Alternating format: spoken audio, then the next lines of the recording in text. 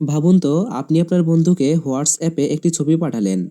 কয়েক সেকেন্ডের মধ্যেই ছবিটি তার ফোনে পৌঁছে গেল। আবার আপনি ইউটিউবে একটি ভিডিও চালু করলেন, মুহূর্তের মধ্যেই ভিডিওটি প্লে হতে শুরু করলো।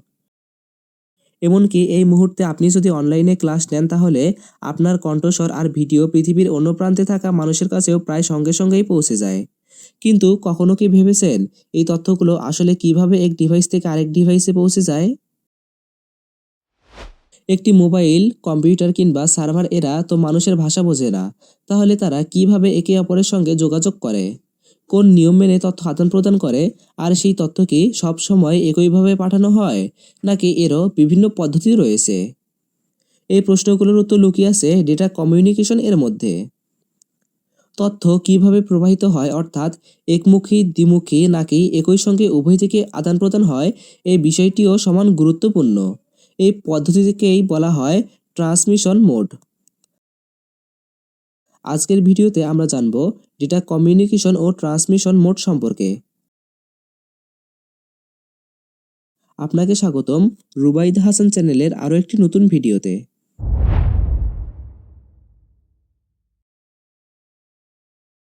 এখন প্রথমেই জেনে নেওয়া যাক ডেটা কমিউনিকেশন বলতে আসলে কি বোঝায়।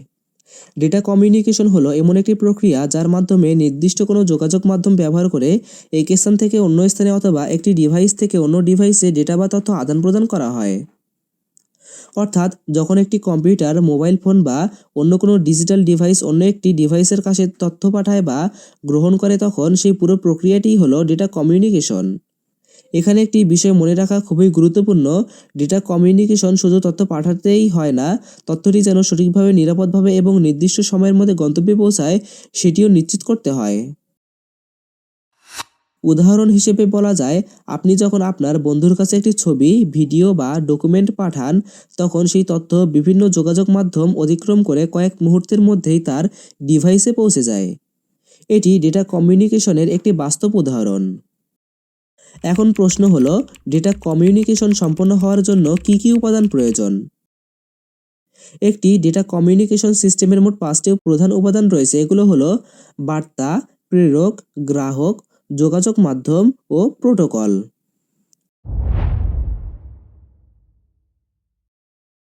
এখন প্রশ্ন হলো, একটি ডিভাইস থেকে অন্য ডিভাইসে তথ্য কিভাবে প্রবাহিত হয়? ডেটা কমিউনিকেশনে তথ্য আদান-প্রদানের দিক বা ডাইরেকশন অফ ডাটা ফ্লো এর উপর ভিত্তি করে যোগাযোগের যে পদ্ধতি নির্ধারণ করা হয় তাকে ট্রান্সমিশন মোড বলা হয়।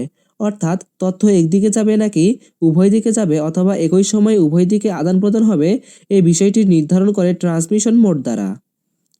ডেটা প্রবাহের দিকের ভিত্তিতে ট্রান্সমিশন মোড প্রধানত 3 প্রকার, যথা simplex mode, half duplex mode এবং full duplex mode. Simplex mode simplex mode হলো এমন একটি ডেটার যোগাযোগ ব্যবস্থা যেখানে তথ্য শুধুমাত্র একদিকে প্রবাহিত হয়। অর্থাৎ একজন প্রেরক কেবল তথ্য পাঠাতে পারে এবং গ্রাহক শুধু সেই তথ্য গ্রহণ করতে পারে। গ্রাহক কোনো তথ্য ফেরত পাঠাতে পারে না। উদাহরণ হিসেবে রেডিও সম্প্রচার ধরা যেতে পারে। রেডিও স্টেশন থেকে শ্রোতাদের কাছে তথ্য বা অনুষ্ঠান সম্প্রচার করা হয়, কিন্তু শ্রোতারা সেই একই মাধ্যমে রেডিও স্টেশনে অন্য কোনো তথ্য পাঠাতে পারে না। এছাড়াও টেলিভিশন সম্প্রচার, ডিজিটাল বিলবোর্ড এবং কম্পিউটারের কিবোর্ড থেকে কম্পিউটারে তথ্য প্রেরণ, এই সবই সিমপ্লেক্স মোডের বাস্তব উদাহরণ। Half duplex mode half duplex mode হলো এমন একটি ডেটা যোগাযোগ ব্যবস্থা যেখানে উভয় দিকের তথ্য আদান-প্রদান করা হয়, তবে একই সময়ে নয়। অর্থাৎ একটি ডিভাইস যখন তথ্য পাঠায় তখন অন্য ডিভাইসটি শুধু সেই তথ্য গ্রহণ করে, আবার অন্য ডিভাইসটি যখন তথ্য পাঠায় তখন প্রথম ডিভাইসটি তথ্য গ্রহণ করে। ফলে উভয় দিকেই যোগাযোগ সম্ভব হলেও একই মুহূর্তে উভয় ডিভাইস তথ্য পাঠাতে পারে না। এর সবচেয়ে পরিচিত উদাহরণ হলো ওয়াকি টকি। একজন ব্যক্তি যখন কথা বলেন তখন অপর ব্যক্তি কেবল শুনতে পারেন, আবার অপর ব্যক্তি কথা বলার সময় প্রথম ব্যক্তি শুধু শুনতে পারেন। অর্থাৎ উভয় ব্যক্তি একই সময়ে কথা বলতে পারে না। এছাড়াও কিছু পুরনো কম্পিউটার নেটওয়ার্ক এবং টু ওয়ে রেডিও যোগাযোগ হাফ ডুপ্লেক্স মোড ব্যবহার করে। ফুল ডুপ্লেক্স মোড এখন পর্যন্ত আমরা দেখেছি সিমপ্লেক্স মোড এ তথ্য একদিকে প্রবাহিত হয় এবং হাফ ডুপ্লেক্স মোডে উভয় দিকে তথ্য প্রবাহিত হলেও একই সময়ে নয়। কিন্তু যদি এমন একটি ব্যবস্থা তৈরি করা যায় যেখানে দুটি ডিভাইস একই মুহূর্তে তথ্য পাঠাতে এবং গ্রহণ করতে পারে, তাহলে যোগাযোগ আরও দ্রুত, নিরবিচ্ছিন্ন এবং অধিক কার্যকর হবে। এই ধারণার উপর ভিত্তি করেই গড়ে উঠেছে ফুল ডুপ্লেক্স মোড। ফুল ডুপ্লেক্স মোড হলো এমন একটি ডেটা যোগাযোগ ব্যবস্থা যেখানে একই সময়ে উভয় দিকেই তথ্য আদান প্রদান করা যায়, অর্থাৎ প্রতিটি ডিভাইস একই সঙ্গে ট্রান্সমিটার এবং রিসিভার উভয় হিসেবেই কাজ করতে পারে। ফলে একটি ডিভাইস তথ্য প্রেরণ করার পাশাপাশি একই সময়ে অপর ডিভাইস থেকে তথ্য গ্রহণও করতে সক্ষম হয়। এ কারণে ডেটা প্রবাহের কোনো বিরতি সৃষ্টি হয় না এবং যোগাযোগের দক্ষতা উল্লেখযোগ্যভাবে বৃদ্ধি পায়। বিশেষ করে যেসব যোগাযোগ ব্যবস্থায় তাৎক্ষণিক তথ্য আদান প্রদানের প্রয়োজন হয়, সেখানে ফুল ডুপ্লেক্স মোড সবচেয়ে কার্যকর। মোবাইল ফোনে কথোপকথন ফুল ডুপ্লেক্স মোডের সবচেয়ে পরিচিত উদাহরণ। এখানে তথ্য আদান প্রদানের জন্য আলাদা করে কারো থেমে যাওয়ার প্রয়োজন হয় না। একই সময়ে উভয় ডিভাইস তথ্য পাঠাতে এবং গ্রহণ করতে পারে, ফলে যোগাযোগ আরও দ্রুত, স্বাভাবিক এবং কার্যকর হয়। এ কারণেই আধুনিক টেলিফোন ব্যবস্থা, ভিডিও কল এবং অধিকাংশ উচ্চগতির নেটওয়ার্ক ফুল ডুপ্লেক্স মোড ব্যবহার করে থাকে।